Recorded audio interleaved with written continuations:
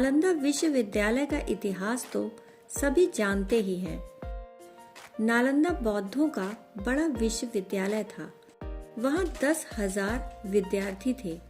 चीन, श्रीलंका, कंबोडिया और जापान, दूर दूर से लोग, मध्य एशिया और इजिप्ट, सब तरफ से वहाँ विद्यार्थी आते।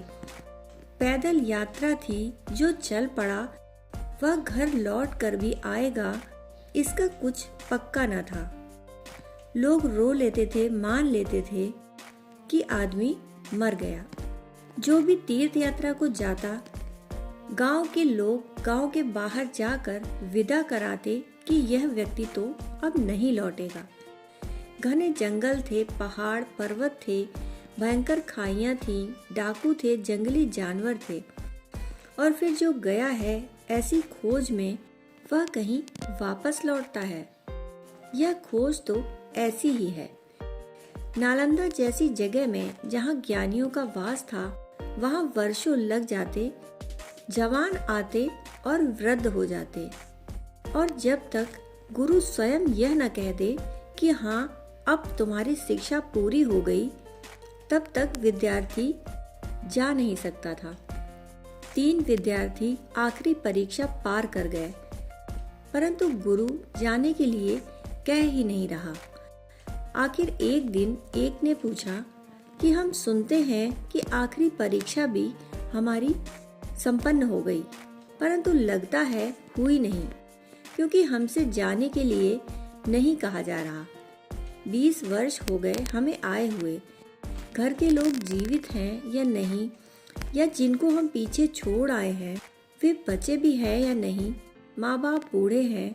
यदि हमारी परीक्षा पूरी हो गई हो तो हम जाएं। तो गुरु ने कहा, आज सांझ तुम जा सकते हो।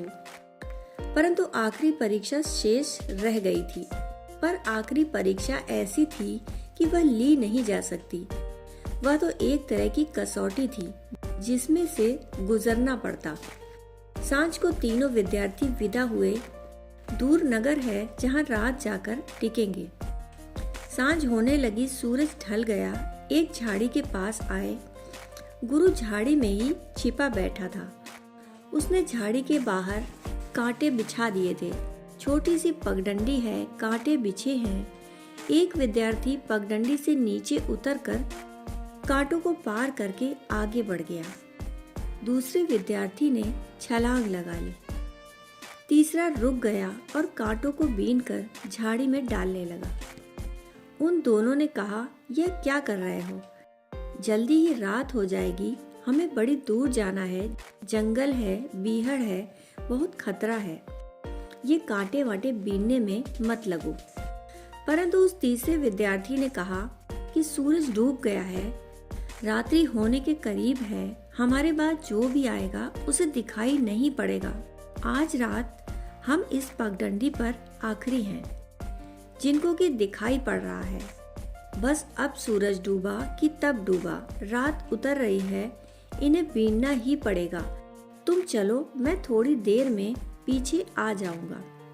और तभी वे चौंके कि झाड़ी से गुरु बाहर आ गए और उन्होंने कहा, 2 जो चले गए हैं वापस लौट आए, वे परीक्षा में असफल हो गए।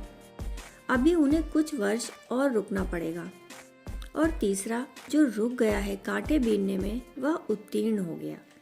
वह जा सकता है, क्योंकि अंतिम परीक्षा शब्द की नहीं है।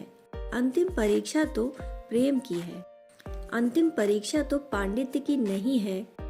अंतिम परीक्षा तो करुणा की है। गुरु के चरणों में बैठकर लोग सीखते थे। वर्षों लग जाते थे। अजीब अजीब परीक्षाएं थीं, परंतु खोजी खोज ही लेते थे उन चरणों को जहाँ सब प्राप्त हो जाता है। देर लगती थी, कठिनाई होती थी, परंतु कठिनाई की भी अपनी खूबी है। कठिनाई भी निखारती है, भीतर की राख को अलग करके साफ कर देती है, कूड़े करकट को जला देती है। दोस्तों, कहानी सुनने के लिए आपका बहुत बहुत आभार।